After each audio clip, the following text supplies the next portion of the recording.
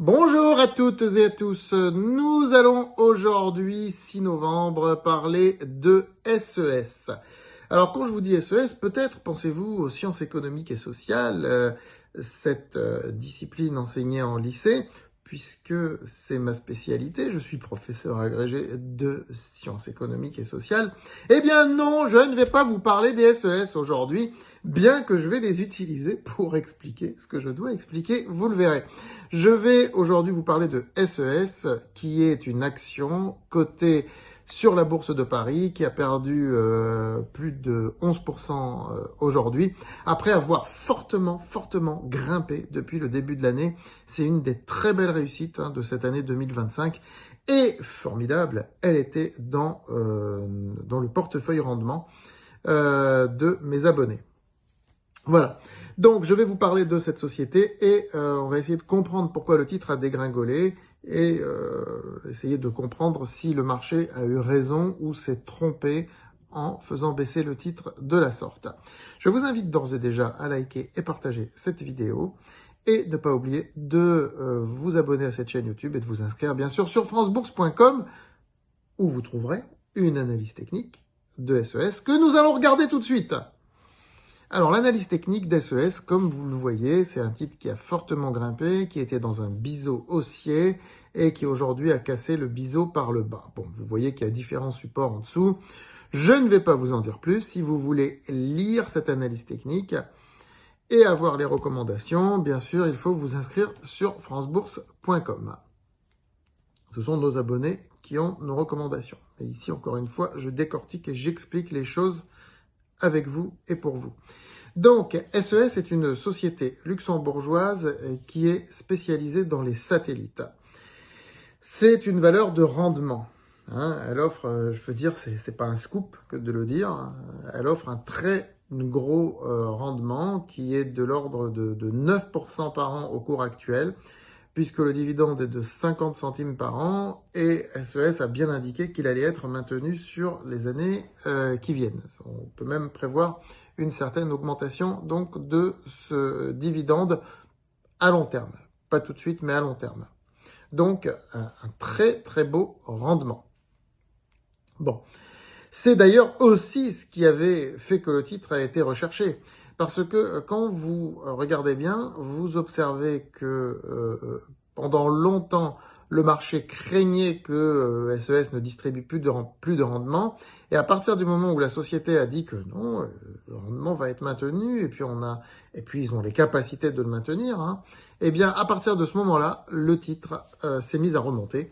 Et il était à 2,80 € au plus bas, il n'y a pas très longtemps, il y a plusieurs mois, là, enfin il y a quelques mois même, il était à 2,80 €. Il a doublé, c'est un titre qui a plus que doublé depuis. Et vous vous rendez compte qu'à 2,80 €, il y avait à peu près 17-18% de rendement brut. Moi, c'est un titre que j'ai fait renforcer à plusieurs reprises sur le portefeuille rendement. Pour tout vous dire, on était rentré dessus en janvier 2024. Donc ça va faire bientôt 2 ans, et puis on n'a fait que renforcer avec la baisse, et on a un prix de revient qui est très intéressant, donc autour des 4 €.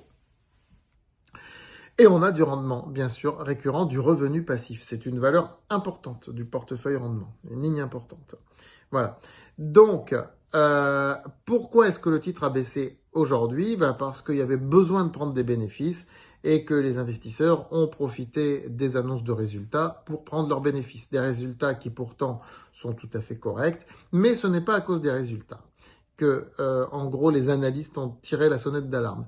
C'est parce que SES a fusionné avec une société américaine qui s'appelle Intelsat. Donc, du coup, cet ensemble, SES plus Intelsat, est un nouveau géant mondial des satellites.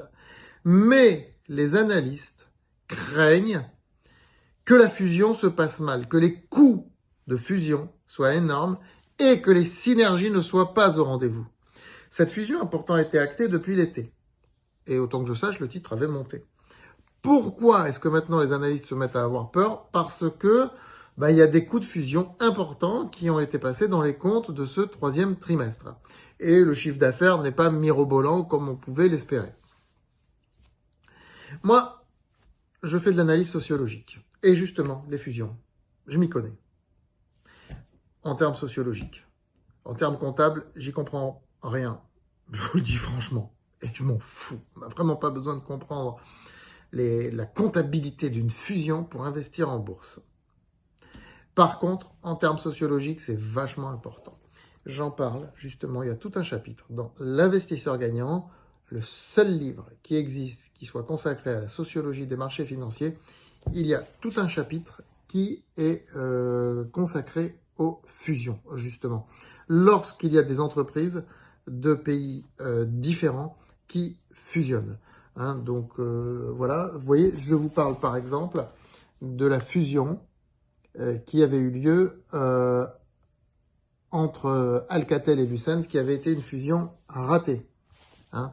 Et justement, cette fusion d'Alcatel-Lucent, il y a un bout de temps maintenant, hein, elle va avoir bientôt 20 ans cette fusion, elle est restée dans l'esprit de tous les investisseurs.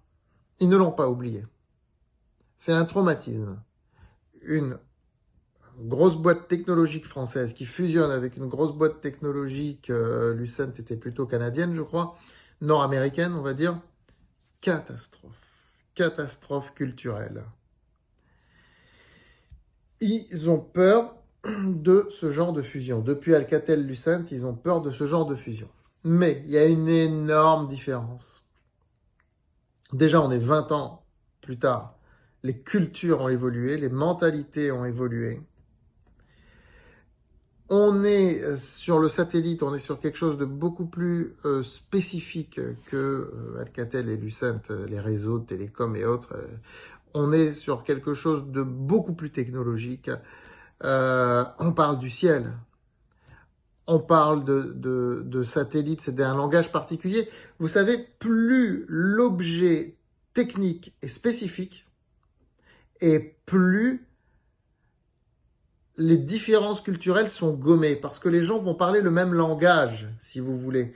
Quand on parle de quelque chose de très spécifique, comme les bandes passantes des satellites, les débits machin des satellites, comment les positionner en orbite et tout, qu'on soit à Paris, à Washington, à Londres ou à Pékin, on parle le même langage. On parle le même langage. C'est beaucoup moins vrai dans des boîtes beaucoup plus classiques. Hein, si on parle de télécom, si on parle je ne vous dis pas dans des boîtes culturelles, vous voyez, c'est pour ça que des fusions sont impossibles rarement compatibles dans des entreprises comme l'édition, par exemple. Hein, où là, c'est culturel, c'est lié à la culture d'un pays, il y a toute l'histoire, toutes les normes culturelles, les normes de pensée, etc. Là, on est vraiment concernant SES et Intelsat, vraiment sur de l'hyper technique.